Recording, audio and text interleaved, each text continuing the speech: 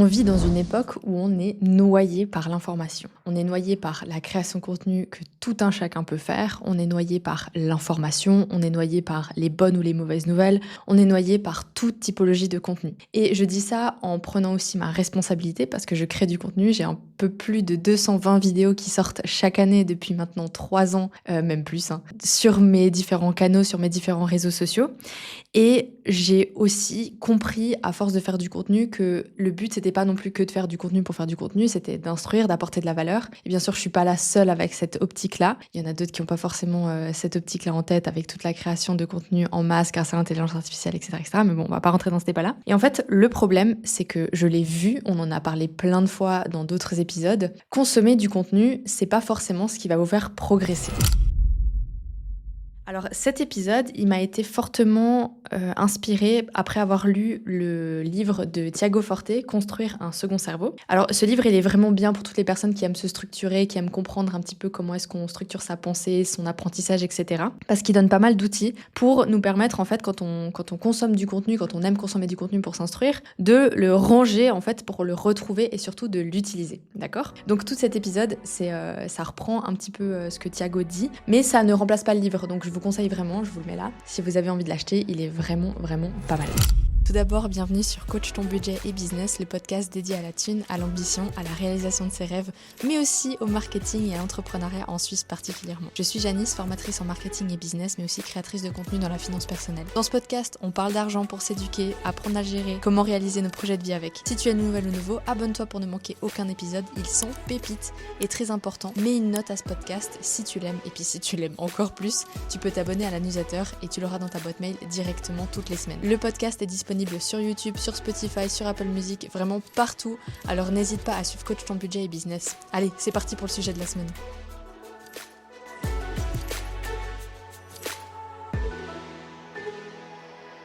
Du coup, comme je disais, on vit dans une époque où tout le monde apprend. On peut avoir accès à des formations, des podcasts, des vidéos YouTube, des masterclass, du coaching. Le savoir n'a jamais été aussi accessible. Après, on pourra douter, on pourra remettre en question de sa qualité, évidemment. Mais en fait, tout autant, on pourrait aussi dire que malgré l'accessibilité de l'information, il n'y a jamais eu autant de personnes qui proportionnellement n'ont pas avancé. Pourquoi je dis ça ? Parce que à l'époque, si on avait eu accès à autant d'informations ou si on avait eu autant de facilité à atteindre l'information, peut-être que les gens iraient plus vite en prenant conscience que cette information elle est cruciale pour avancer. Aujourd'hui, il y a quand même pas mal de procrastination. En fait, c'est ça qui est paradoxal, c'est qu'on s'informe, on lit, on prend des notes, mais il n'y a rien qui change. Et je pense que vous vous sentez concerné, vous écoutez souvent mes podcasts, vous voyez que je donne souvent des accroches, des passages à l'action, et pourtant vous ne passez pas à l'action. Qu'est-ce qui fait ça ? On va en parler dans cet épisode. Avant de commencer, parce que j'ai tout le temps la question évidemment, déjà j'aimerais que vous arrêtiez de m'envoyer des emails avec vos questions, posez-les en commentaire, comme ça les gens peuvent aussi retrouver les questions dans les commentaires et avoir une réponse un peu générale. Mais ce que je voulais vous dire, c'est qu'au moment où on va sortir cet épisode, je voulais vous dire que nous avons bloqué les places dans Objectif Fondation, on est arrivé à notre maximum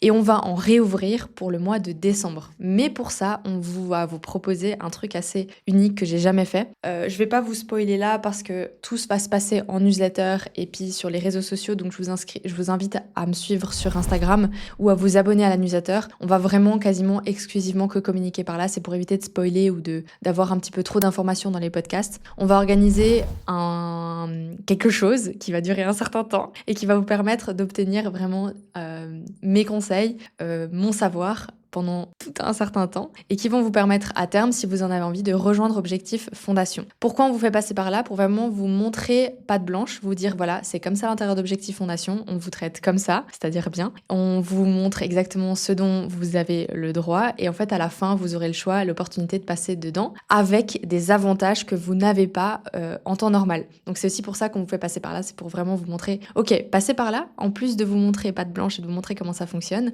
on va vous offrir des petits cadeaux et des bonus exclusif. Donc pour ça, si vous voulez être averti, déjà inscrivez-vous à la newsletter ou inscrivez-vous, utilisez par exemple le TJM, faites votre rentabilité, faites le calcul de votre rentabilité, comme ça vous êtes inscrit sur la newsletter, déjà vous allez recevoir aussi les podcasts chaque semaine et en plus vous allez être averti de quand ça s'ouvre. Voilà, donc ça c'était la petite info. Par rapport à Objectif Structuration, qui est mon programme plus high level parce que je vous mentor en one-one, là pour l'instant jusqu'à la fin de l'année je n'ai plus de place, mais début 2021 2026, je rouvre des places également. Et là, en fait, ce qu'il faut faire, c'est faire un appel découverte avec moi pour que je vois exactement comment est-ce que je peux vous aider et puis vous proposer ou non le programme. Mais pour ça, je vous conseille toujours de vous y prendre bien à l'avance, comme ça, vous êtes sûr que vous avez votre place et qu'on va travailler ensemble. Voilà. Bon, pour passer à la suite sur l'épisode du jour, en fait, on va poser un petit peu un diagnostic sur cette situation, sur ce mal de l'information. Parce que la plupart des gens, ils apprennent pas pour agir, ils apprennent, j'ai l'impression, pour éviter d'agir. En fait, j'ai beaucoup de clients qui préfèrent se contenter d'avoir plein de mes conseils, d'avoir plein de mes vidéos,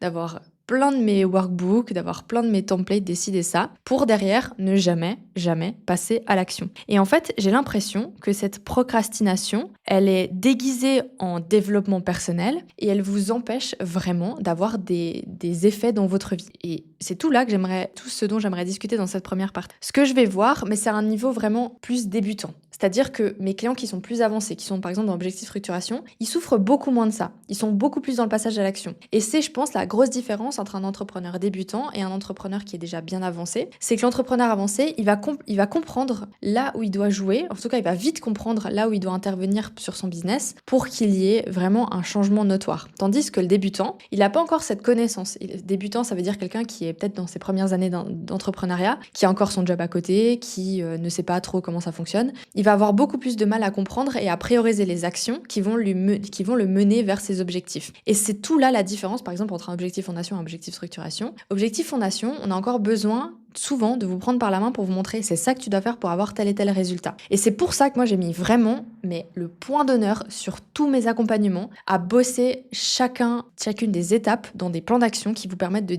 vous dire ok, là je dois faire ça. Et j'aime aussi insister sur des choses qui sont sine qua non pour que vous puissiez réussir. Parce que souvent on va dire ah mais là Janice, l'étude client, tu nous emmerdes avec ça quoi. Et en fait l'étude client, elle vous permet d'être hyper précis dans vos offres. Je vous dévoile un petit truc, mais c'est très important à comprendre. J'ai aussi vu très souvent le cas, par exemple des femmes qui veulent investir, qui achètent des livres, et comment on investit en bourse, et comment on fait ci, et comment on fait ça. Et quand tu leur poses la question 6 mois plus tard, ah j'ai toujours pas fait mon compte sur You ou sur Swissquote. Et j'ai la sensation que bon nombre d'entre vous, vous lisez pas du tout pour apprendre quelque chose, vous lisez pour combler un manque de confiance en vous sur des thématiques qui vous intéressent. Et du coup, vous allez consommer sans jamais passer à l'action, ce qui va vraiment vous mettre dans une situation où en fait vous savez beaucoup de choses, mais vous avez toujours pas la confiance en vous pour passer à l'action et pour faire les choses. Or, le passage à l'action va être réellement ce qui va vous permettre d'avoir des résultats dans votre business, d'avoir de l'expérience, et puis de comprendre aussi à la suite de ça ce qui est bullshit et ce qui est pas bullshit dans votre activité et même en général. Ce qui va s'accompagner avec ça très régulièrement, c'est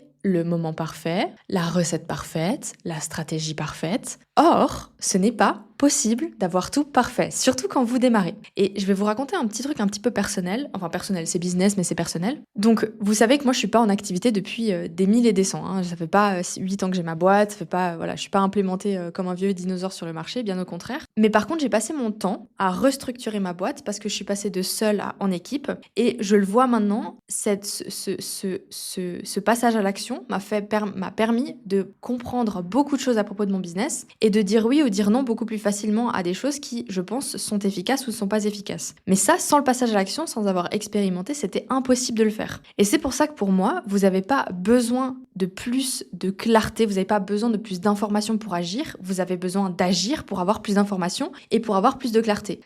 Il y a un moment où il y a un seuil où vous atteignez ce moment où vous avez assez d'informations pour agir, mais si vous voulez passer au level expert ou bien plus loin, vous devez agir pour comprendre. Pourquoi est-ce que le cerveau, il adore ça? En fait, c'est assez facile à expliquer de manière biologique, on va dire, pour vous déculpabiliser un petit peu sur ce phénomène-là. Oui, j'ai fait des petites recherches pour ça. En fait, parce que moi aussi, je suis concernée par ça. En fait, j'adore la mastery intellectuelle. C'est-à-dire que j'adore parler sur des sujets compliqués. J'adore qu'on me challenge sur des idées, sur des positions que j'ai. J'adore me remettre en question. J'adore tout ça, en fait. Et c'est ce qui va faire que j'aime les conversations où c'est un petit peu compliqué. Et d'ailleurs, on a souvent on a eu c'est pas des disputes ni des bagarres ni quoi que ce soit, on a eu des conversations avec mon copain où je disais, mais en fait, c'est vrai que quand je vais dans vos cercles en Valais, d'amis, etc., les conversations, elles sont jamais très poussées, en fait. Ça va souvent parler des gens, de gossip, de choses factuelles très simples, du small talk ou des choses comme ça. Et en fait, moi, je m'ennuie très vite parce que je me dis, déjà, je connais pas forcément les personnes dont on parle. Et ensuite, voilà, j'aime pas ça, en fait. J'aime pas parler des gens, j'aime pas gossiper, j'aime pas tous ces trucs-là. Ça peut être drôle avec des copines entre-temps, mais avec des gens que je connais pas, en fait, j'aime pas du tout ça. Surtout, je me dis, si je dis un truc de travers, qui va prendre ça en compte et qui va interpréter. Donc bref. Donc moi, j'adore vraiment ce truc d'apprendre, de challenger le cerveau, d'avoir des nouveaux trucs qui arrivent. Ça me nourrit vraiment. J'ai besoin de ça et j'ai besoin de ça aussi dans mes relations amicales. D'ailleurs, j'adore avoir des conversations un peu musclées avec mon meilleur ami. J'adore avoir des conversations un peu profondes avec mes copines, etc., etc. Et en fait, ça a une explication assez simple, c'est que quand vous apprenez, votre cerveau, il va libérer de la dopamine. Donc vous avez l'impression d'avancer, vous avez l'impression que vous apprenez des choses, vous avez une satisfaction aussi d'avoir appris quelque chose. Et surtout, il n'y a pas vraiment de risque derrière. C'est-à-dire que tant que vous passez pas à l'action, il n'y a pas de confrontation, il n'y a pas de feedback négatif. Donc tant que vous faites que apprendre, il n'y a que du positif parce que votre cerveau, il chope l'information. Sauf qu'en fait, quand vous agissez, vous rentrez dans le réel. C'est-à-dire que les gens peuvent vous juger, vous pouvez échouer, vous pouvez être visible sur tout ça. Vous avez toutes ces choses un petit peu négatives que votre cerveau redoute et déteste. Et je pense que c'est un comportement typiquement féminin parce qu'on va moins retrouver ça, en tout cas je l'ai vu chez mes clients masculins, on va moins retrouver ça chez les hommes que chez les femmes. Et vraiment de ce que j'ai vu, je dis pas que c'est une réalité, mais je l'ai vu dans mes accompagnements. Et le truc, c'est que apprendre, ça devient rassurant, mais quand vous agissez, vous devenez vulnérable. Et c'est tout là le problème. Plus vous êtes confronté à ce schéma-là, plus vous êtes dans la vulnérabilité du fait d'agir, moins vous allez agir et moins vous allez avoir de résultats sur ce que vous avez appris. Alors attention, c'est pas du tout ce que Thiago dit dans le livre. Si jamais vous les lisez, vous allez dire, mais en fait, Thiago, il raconte pas du tout ça dans le livre. Thiago, il vous donne une structure pour utiliser cette connaissance plus tard, en fait, pour éviter d'avoir un livre que vous avez lu, de le stocker sur l'étagère et puis de plus jamais le toucher et puis de même plus vous rappeler ce qu'il y a dedans. Et je crois que j'en parle un petit peu plus tard dans la vidéo, mais je veux pas spoiler tout son livre parce qu'il est vraiment très intéressant. Et moi, personnellement, je suis assez addict à cette dopamine. J'en suis consciente. D'ailleurs, c'est pas pour rien que je suis une fan de sport, etc. Enfin, je suis addict à la dopamine, c'est sûr et certain. Elle va me pousser à toujours vouloir des nouveaux livres, à toujours vouloir regarder une masterclass, voilà, faire toutes ces choses-là qui vont me pousser dans l'apprentissage. Mais finalement, si j'utilise pas cet apprentissage à bon escient, ça va me servir à rien et surtout, je vais l'oublier au bout d'un moment si je ne l'ai pas utilisé. Alors aujourd'hui, mon rôle en tant que chef d'entreprise, avec une équipe, etc., me fait que je n'ai plus autant de temps à gaspiller dans de l'apprentissage. Je restructure actuellement beaucoup mon temps et j'ai une coach formidable pour ça, mais je n'ai pas la capacité de gaspiller autant de temps à faire de l'apprentissage, donc c'est ce qui fait que je suis beaucoup moins là-dedans et que j'ai pu sortir ma tête de l'eau en me disant ça sert à rien d'apprendre autant si tu ne vas pas l'utiliser. Et c'est pour ça aussi que je me suis dit que c'était un podcast qui était assez intéressant parce qu'avec tout le contenu que j'ai donné depuis 2 ans, ça fait 2 ans maintenant que ce podcast il existe, avec tous les passages à l'action que j'ai donnés, avec toutes les formations que j'ai créées, avec tous les mentorats, tous les plans d'action que j'ai faits, en fait je me suis rendu bien compte que tout n'est pas consommé, tout n'est pas utilisé et tout n'est pas... Enfin, le pourcentage de personnes qui utilisent ce que je dis est quand même faible au bout du compte. Je parle vraiment de la personne qui a tout utilisé et qui fait maintenant tout ce que je dis. Elle est assez faible. Après, ça ne veut pas dire que tout ce que je dis correspond à une seule et unique personne. Je parle toujours de mon expérience perso et je l'utilise aussi pour vous provoquer des déclics. Mais ce que je veux dire par là, c'est que si on ne vous donne pas une méthodologie pour utiliser cette information et la mettre en pratique, ça va être très compliqué pour vous en fait d'avancer et vous allez toujours être dans ce schéma de la dopamine, je veux de l'information, mais je ne sais pas comment concrètement la mettre en place parce que je suis bloquée, parce que j'ai des blocages émotionnels, psychologiques ou je sais pas quoi. Et pour ça, moi j'ai vu un petit peu 3 typologies de clients qui sont vraiment touchés par ce problème. Et je dis ça en rigolant parce que je suis sûre que parmi toutes mes clientes qui écoutent ça va tous mes épisodes, elles vont se reconnaître. Et je ne vais pas citer de nom parce que je suis sûre qu'en call on rigolerait, mais je vais pas citer de nom parce qu'elles vont se reconnaître toutes seules. Alors, pour moi, ce sont des dérives et ce sont vraiment des rôles que ces personnes-là vont prendre inconsciemment dans leur vie. La première typologie de cliente que j'ai, je dis cliente parce que c'est vraiment plus des femmes que des hommes dans ce sens-là, il y a la collectionneuse de ressources. Cette personne-là, elle va prendre tous les PDF, elle va cliquer sur tous les liens, elle va s'inscrire sur toutes les ressources, elle va regarder toutes les vidéos, elle va être dans toutes les formations. En fait, c'est la cliente qui a, techniquement parlant, la plus grande lifetime value. C'est-à-dire qu'elle achète tout, elle consomme tout, mais c'est pas la cliente qui avance le plus loin. C'est pas la cliente qui va t'envoyer ce message et qui va dire putain, j'ai eu ce déclic là en t'écoutant, j'ai fait ça a changé ça. Ce n'est pas du tout cette cliente-là. Cette cliente-là, elle ne relit jamais ce qu'elle fait. Elle va se souvenir qu'elle a fait un truc une fois, mais elle va jamais replonger dedans parce qu'en fait, elle a d'autres choses à consommer. Et d'ailleurs, elle a déjà acheté les futures formations ou les futurs PDF ou ce que vous voulez, les futurs livres, elle les a déjà achetés, elle les a déjà sur sa table de chevet, mais elle les a pas encore consommés parce qu'elle a une liste d'attente. Et en fait, elle appelle ça se former. Elle dit bah moi je vais me former, je vais faire cette formation, je vais faire ci, je vais faire ça. Alors qu'en fait, c'est finalement que du stockage. Elle va faire que stocker. La deuxième typologie de cliente, c'est la perfectionniste intellectuelle. C'est celle qui va te dire, alors elle va pas consommer autant que la collectionneuse, c'est celle qui va te dire je suis pas encore prête, j'ai pas encore assez, j'ai pas terminé ça. Et c'est typiquement la cliente qui va annuler les rendez-vous pour travailler en profondeur sur certaines choses parce qu'elle a pas terminé. Alors que moi je préférais qu'elle annule pas son rendez-vous, qu'on passe à l'action et qu'on décompose vraiment les points problématiques qu'elle a. Cette personne-là, elle a extrêmement peur de faire et de se voir imparfaite, de se dire j'ai fait de la merde, j'ai fait un échec, ça n'a pas fonctionné. En fait, elle veut être sûre que quand elle sort son truc, c'est parfait, personne n'a rien à dire, c'est parfaitement exécuté, etc. Sauf que tout le monde le sait, mieux vaut fait que parfait. Et en fait, si vous ne le faites pas, si vous ne vous trompez pas un petit peu, vous ne saurez jamais.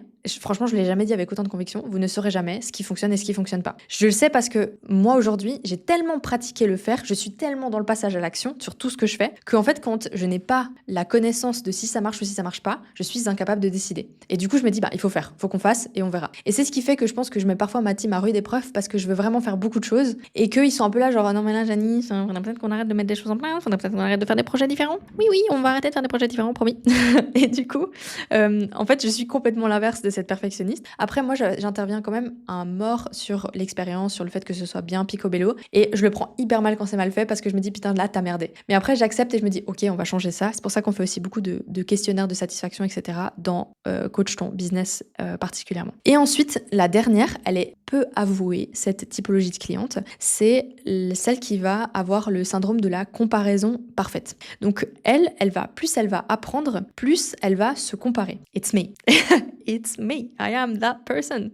En fait, plus j'apprends, plus je vais me comparer parce que je vais voir ce que les autres savent déjà et je vais me dire mais en fait je suis à la traîne de ouf, qu'est-ce que j'ai pas encore fait, il y a pas ci, il y a pas ça, il y a pas ci, il y a pas ça. Et du coup ce qui va se passer c'est que parfois non, c'est pas vrai, en fait j'ai pas la paralysie, je fais quand même, je me dis bon, en fait moi j'ai plutôt l'effet inverse où je me dis bon, il manque tout ça, on va faire et on va mettre les bouchées doubles et on va foncer et on va aller encore plus vite. Et je pense que c'est un petit problème justement parce que je vous dis que j'essaie de restructurer mon temps et tout ce que j'ai à faire, etc. Et en fait de faire comme ça, c'est pas bien. Donc voilà, vous avez les 3 typologies, je les répète pour si vous avez déjà oublié, vous avez la collectionneuse, la perfectionniste et celle qui se compare. En fait, vous n'avez pas un manque de savoir, vous avez souvent un excès de peurs qui sont liées à votre expérience, qui sont liées à votre éducation, qui sont liées à votre entourage, à votre environnement, toutes ces choses-là. Comment est-ce qu'on sort de ce labyrinthe infernal? Je vais tout vous dévoiler. Comment est-ce qu'on passe du savoir à l'action? Alors je vous ai fait un petit plan en 4 étapes parce que vous le savez, chez moi c'est toujours en étapes, c'est toujours structuré et c'est toujours comme ça que j'aime vous faire les épisodes. L'idée, le rôle de ces étapes, c'est de vous proposer une méthode claire que vous allez pouvoir appliquer là tout de suite en sortant de cet épisode, qui est inspirée un petit peu de Thiago, même si Thiago il va beaucoup plus loin dans les explications, pour vous faire construire un système d'action autour du savoir. Et vous allez voir que dans les prochains jours, il y a un autre épisode qui va sortir sur les systèmes à mettre en place, qui vous verrez est très intéressant. Vous avez la même chose un petit peu au niveau des systèmes financiers que vous devez mettre en place dans un épisode précédent que vous avez sur le podcast si vous voulez aller l'écouter. Mais tout ça, c'est pour vous permettre, à chaque fois que vous écoutez un de mes épisodes, à chaque fois que vous regardez une vidéo, à chaque fois que vous téléchargez un PDF ou quoi que ce soit, que vous ayez une méthode en place. Ok ? On y va. La première chose à faire, et je suis désolée, ça va être de réduire l'input d'informations que vous avez. Si vous allez apprendre moins, vous allez devoir choisir ce que vous apprenez. Et vous allez devoir choisir beaucoup mieux. Parce que c'est joli de prendre une formation SEO alors que ce n'est pas votre priorité, mais vous allez devoir vous dire, ok, je prends ça parce que là, c'est la prochaine étape sur laquelle je dois travailler. Tout ça, moi, ce que je vous conseille, c'est d'avoir un plan de développement de votre entreprise, apprendre à prioriser. C'est des choses qu'on fait dans Objectif Structuration, c'est des choses que vous mettez naturellement en place dans Objectif Fondation, sans mon aide. Vous le faites grâce à l'accompagnement. Mais ça va vous permettre de me dire, mais en fait, là, je sais quelles sont mes priorités et du coup, je sais ce que je dois apprendre ou ne pas apprendre. En tout cas, je dois prioriser mes apprentissages. Du coup, aussi, ce que j'aimerais bien vous dire, parce que moi, je récolte pas mal de pots cassés, vu que je suis assez neuve sur le marché, je récolte pas mal de pots cassés de personnes qui sont allées en formation, en accompagnement avec d'autres personnes.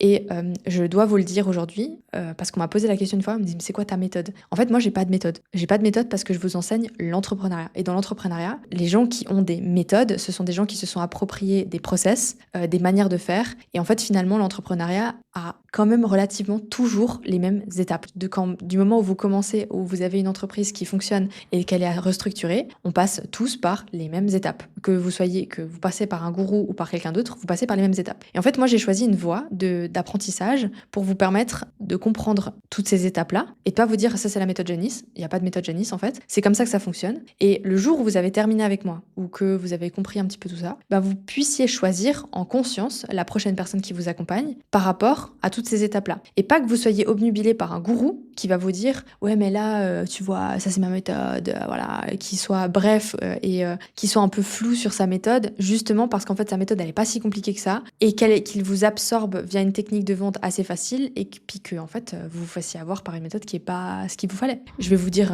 je vais argumenter ça avec un petit exemple. Je vais les citer parce que je suis assez transparente. Il y a une année, quand j'ai commencé à vraiment comprendre que j'avais besoin d'aide pour restructurer ma boîte, je me suis tournée vers Squared. Et Squared, ce que j'aime, c'est justement cette approche anti-bullshit. Donc pour ça, je les ai trouvés vraiment cool. L'équipe est sympa. J'ai adoré Géraldine au closing. Thierry qui m'a accompagnée est vraiment quelqu'un de bien. J'ai trouvé vraiment une ambiance bienveillante et sympa. Le truc, c'est qu'à l'époque, moi, j'étais pas encore 100% conscience de ce qu'il me fallait. Donc je suis allée dans Squared un petit peu les yeux fermés, mais simplement en me disant, je savais pas exactement, j'avais pas compris dans quelle typologie de cible ils intervenaient. Et Squared m'a aidé vraiment à ouvrir mon esprit sur, en fait, si tu veux grandir, maintenant, il te faudra une équipe. Parce qu'il y a un moment donné, on peut faire du digital, du scalable, etc. Moi, je voulais pas partir là-dedans. J'aime le one-one. J'aime avoir des gens qui sont impactés, qui ont du résultat avec moi. Et du coup, faire de la formation en ligne, en fait, ça me fait pas spécialement vibrer. Donc, c'est bien pour certaines typologies de clients et ça permet d'avancer, mais pour ce que je voulais faire, c'était pas exactement ça. Donc, je suis allée vers Squared. J'étais dans la prépa et la prépa ne m'a pas, en fait, c'était pas le niveau qu'il me fallait parce que j'étais plus avancée que la plupart des personnes qui étaient avec moi. Et en fait, je me suis vite ennuyée, j'avais pas les ressources qu'il me fallait pour avancer plus loin. Et en fait, j'ai eu la sensation que j'ai vraiment gaspillé 6000 balles quoi, dans 6 mois d'accompagnement. J'ai pas utilisé mes coachings à la fin parce que ça me servait à rien. Le plan d'action, j'arrivais à le faire toute seule. En fait, c'était pas quelque chose qui m'a nourrie. Et du coup, je leur reproche pas ça parce que je pense que d'autres personnes qui ont été dans Squared, en tout cas dans la prépa, ont eu des avancées fabuleuses et tant mieux pour eux. Moi, en tout cas, c'est pas du tout ce qu'il me fallait. Et je pense que des personnes aussi qui rejoignent mais qui ne veulent pas faire d'équipe ou qui ne veulent pas avoir d'équipe se retrouvent aussi confrontées à un système qui vous pousse un peu dans la délégation via l'équipe. Moi, j'adore personnellement, donc c'était dans ce sens-là, c'était pas un mauvais casting. Mais des personnes qui ne veulent pas d'équipe, voilà, c'est un peu plus compliqué parce qu'ils sont quand même spécialistes là-dedans. Ils ont quand même une expertise qui est vraiment poussée là-dedans. Bon, en milieu d'année, j'ai travaillé avec un autre coach marketing qui m'a aidé à restructurer et à me faire prendre conscience de déclic. Et là, maintenant, on est dans de la pure structuration d'entreprise parce qu'en fait, j'ai pas le temps de passer 3-4 jours par semaine à faire de la structuration d'entreprise pour ma propre boîte. J'ai de la livraison client, j'ai les équipes à gérer, j'ai le commercial, enfin bref, j'ai trop de travail actuellement pour faire ça. Donc, comment est-ce qu'on fait? On prend un mentor et on va plus vite. Et en plus, moi, je kiffe apprendre, donc j'apprends de ces personnes-là. Tout ça pour vous dire que dans tout ce laps de temps, donc dans 12 mois, j'ai été à travers des personnes qui m'ont permis d'avoir des déclics, c'est sûr et certain, ou dans des formations ou dans des mentorats qui m'ont permis d'avoir des déclics, mais en fait, ils m'ont jamais aidé fondamentalement à construire tout ce que j'ai construit là maintenant toute seule. Et j'ai jamais eu autant d'aide que je pensais. Et le gros problème dans tout ça, c'est que je n'étais pas consciente exactement de ce qu'il me fallait. Je l'ai choisi, je suis assez décisive, je sais ce qu'il me faut, etc. en général, mais je me rends compte avec le recul, c'est que j'ai pris Squared, j'ai pris le consultant, etc. sans vraiment être super consciente de ce qu'il me fallait. Et en fait, l'avantage, c'est que comme je connais le chemin d'entrepreneuriat et comme j'arrive déjà à prioriser ce qu'il me faut, j'ai pas fait des mauvais choix, fondamentalement. Je trouve que oui, j'ai perdu un peu d'argent et je suis allée un peu facilement dans des trucs comme ça, mais fondamentalement, ça m'a permis quand même d'avoir des déclics pour être là où j'en suis. Mais ce ne sont pas eux qui m'ont vraiment permis de mettre tout ça en place en fait. C'est pas comme si j'avais quelqu'un qui m'avait pris par la main, qui m'avait fait step by step. Parce que souvent ce que je vois, c'est des gens que j'ai en call qui me disent « Ah mais c'est qui t'a accompagné pour que t'en sois là ?» Mais en fait c'est moi ma poulette qui m'a accompagné, c'est moi qui ai mis tout ça en place. Parce que comment est-ce que je pourrais accompagner des gens à le faire si j'étais pas capable de le faire moi toute seule? J'ai eu des béquilles pour faire avancer les choses parce que j'avais besoin d'accompagnement ou de choses où vraiment en fait j'avais pas le temps d'y réfléchir, mais la personne qui a fait tout ça, c'est moi en fait. La personne qui gère l'équipe, c'est moi. Et je pense qu'à l'époque, j'étais pas totalement consciente de tout ce qu'il me fallait. Donc tout ça pour vous dire que la première chose, c'est de comprendre que vous allez devoir voir qu'est-ce qui vous attend dans les prochains mois. Le meilleur moyen, c'est de se faire accompagner pour ça, c'est sûr et certain, mais avec la bonne personne qui va pas vous instiguer des méthodes, des ci, des ça. Moi, j'ai fait ça, ça a marché. Moi, j'ai fait ci, ça a marché. Mais quelqu'un qui a un pragmatisme sur le milieu. Et ça, moi, c'est ma manière d'accompagner les choses parce que je refuse qu'on se dise « Elle m'a brainwashé sur ça, elle m'a dit qu'il fallait faire comme ça, comme ça. » Parce qu'en fait, je pense que c'est pas comme ça que ça fonctionne, l'entrepreneuriat. En fait, il faut tester, il faut mettre des choses en place. Et si vous les avez pas mis en place, personne vous pourra vous dire « Ma méthode, c'est la seule et unique sur le marché qui marche, etc. » J'ai divagué un petit peu, mais c'est important pour moi de faire ce point-là pour de vous expliquer aussi un petit peu comment ça fonctionne. Ensuite, la deuxième étape, c'est d'utiliser une des méthodes de Thiago pour avoir un système qui vous permet de l'appliquer. Donc, pour chaque apprentissage, vous allez avoir votre petit plan d'action. Donc, typiquement, si vous écoutez mon podcast, vous avez le plan d'action, typiquement ça. Eh bien, vous allez vous décidez, après avoir écouté ça, vous prenez une note, vous mettez les points clés, les points essentiels que vous avez appris et une to-do list de ce que vous devez faire pour appliquer ces choses-là. Si c'est compliqué pour vous de faire ça, vous utilisez l'intelligence artificielle, vous mettez les points clés et vous lui demandez qu'est-ce que je dois faire à la suite de ça. Et l'intelligence artificielle, bing bang boom, elle va vous permettre d'avoir un plan d'action assez facile à mettre en place. L'étape 3, c'est que quand vous vous mettez en place, évidemment, c'est d'observer un petit peu le retour. Donc, vous utilisez toujours ce même endroit, ce notion, ce truc où vous avez mis votre plan d'action. Et puis vous allez écrire au bout d'une semaine, 2 semaines, vous mettez un truc un rappel dans votre agenda. Au bout d'une semaine ou 2 semaines, vous allez vous dire ok, j'ai mis ça en place. On en est où aujourd'hui par rapport à cette ressource? Comment est-ce qu'elle m'aide? Et en fait, vous allez avoir un journal de toutes ces choses que vous mettez en place pour voir vraiment le retour sur investissement de votre consommation de contenu. Donc vous voyez, la notion de retour sur investissement, elle apparaît un peu partout. C'est que vous allez consommer du contenu et vous dire est-ce que l'heure que j'ai passée à écouter cette vidéo ou à écouter ce podcast m'a servi à mettre quelque chose en place. Et ensuite, vous répétez quoi, tout simplement. Alors pour la prochaine partie, on arrive au bout de cet épisode. D'ailleurs, j'aimerais vous demander un petit truc. Si vous aimez cet épisode, n'hésitez pas à le partager à quelqu'un qui a besoin de ces systèmes-là, qui est en Suisse particulièrement, parce que mon audience est 100% suisse, qui a besoin de mettre ces choses en place. Bon, quoique c'est pas réservé à la Suisse cet épisode-là spécifiquement, mais voilà. Mettez-moi un pouce bleu sur YouTube pour me montrer que vous êtes là. Abonnez-vous aussi parce qu'il y a beaucoup de gens qui consomment sans être abonnés. Et nous, ça nous permet pas vraiment de voir en fait si vous kiffez, si vous êtes un présent et que vous montrez pas que vous êtes là.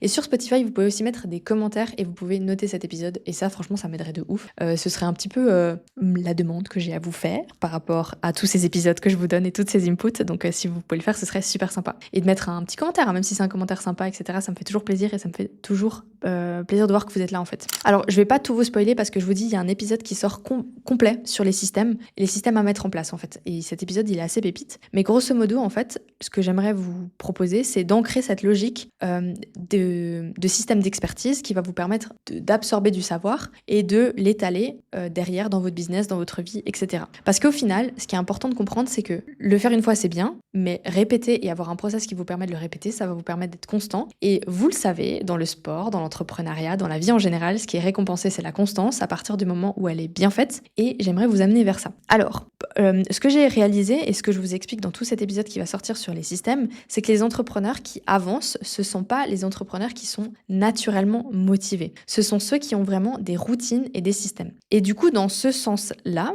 quand vous consommez un livre de développement personnel ou une formation ou un truc comme ça, en fait, on est d'accord que vous n'êtes pas posé dans votre canapé en mode détente ultime et puis divertissement. Vous êtes quand même en train de faire travailler votre cerveau. Quelque part, vous travaillez quelque chose. Certes, ça peut être votre source de dopamine. Par exemple, moi, c'est rare que je me pose devant une série, donc c'est rare que je trouve de la dopamine dans une série. Par contre, je vais en retrouver dans un bon livre de développement personnel, dans une bonne formation, etc. Mais quand même, il faut pas se le cacher, c'est du travail. C'est quelque chose que je vais pouvoir appliquer dans mon travail, dans ma vie perso. C'est une phase de ma vie dans laquelle je suis, parce que je lis pas des romans, je lis pas des trucs comme ça. C'est une phase dans laquelle je suis, mais il faut être conscience que c'est du coup pas forcément un moment où je vais vraiment me reposer. Et du coup, dans ce sens-là, j'aimerais bien qu'on considère un petit peu le fait de consommer ce genre de moment comme un moment de travail également, et qu'on se dise, en fait, ok, je lis ça, je regarde ça, je consomme ça, mais à la fin, je me pose 10 minutes pour en tirer un plan d'action ou mes notes, d'accord? C'est ça ce qui va vous aider. Donc aussi, si vous avez un rituel le dimanche, le samedi soir, je sais pas, mais en fait d'inclure ce moment-là où vous allez utiliser votre cerveau pour mettre en place ou pour mettre en tout cas un plan d'action. C'est pas en sortant de cet épisode que vous allez directement faire des trucs. C'est pas en sortant d'une vidéo d'un coach sportif que vous allez directement faire sa recette ou faire son exercice ou son plan d'action, je sais pas quoi. Mais le moment où vous allez commencer à avoir un second cerveau qui va vous permettre de stocker toutes ces informations-là et de vous dire, ok, là j'ai regardé telle et telle vidéo sur le sport ou sur la nutrition ou sur l'entrepreneuriat, sur le dev perso, je peux retourner là-dedans pour voir ma ressource, qu'est-ce qu'il faut que je fasse et que vous vous mettiez une tâche cette semaine pour incorporer ce que vous avez appris dans votre business ou dans votre vie. Et ça va tellement vous aider. Alors là, je simplifie vraiment ce que Thiago il explique dans son livre, parce que lui, il va aller plus en profondeur. Donc c'est pour ça que je vous encourage à lire ce livre qui est très très bien. Mais en fait, de manière très simple, ça va vous permettre de mettre des choses en application de manière facile. Vous allez vite comprendre que c'est pas ce que vous apprenez dans votre vie qui va la changer. Enfin, les podcasts de motivation, de déclic, etc. Oui, ils vont vous apporter des déclics, mais c'est vraiment ce que vous allez appliquer sans attendre que la motivation vienne à elle toute seule pour vous sortir les pouces du cul et vous faire appliquer des choses. D'ailleurs, à force de dire sortir les pouces du cul, vous l'utilisez dans les appels découvertes avec moi, vous l'utilisez dans les calls pour mes clients, vous l'utilisez quand vous me voyez en réel, donc j'ai l'impression que se sortir les pouces du cul, c'est devenu mon expression. Je veux pas me l'approprier, mais c'est vrai que ce serait intéressant si vous vous sortiez les pouces du cul. Voilà, on arrive au bout de cet épisode. Déjà, merci d'être encore là, c'est trop cool de vous avoir jusqu'au bout. Si vous aimez, vous n'oubliez pas le petit pouce, évidemment, comme je l'ai dit juste avant. Apprendre, c'est super facile. Mettre en pratique, c'est beaucoup plus compliqué. Et dans ce sens-là, la connaissance, ça c'est Thiago qui le dit, moi ça m'a fait un déclic quand j'ai lu cette phrase dans son livre, la connaissance sans application, c'est juste de la distraction bien habillée. Je crois qu'il dit pas exactement ça comme ça, mais il me semble qu'il dit une phrase assez similaire.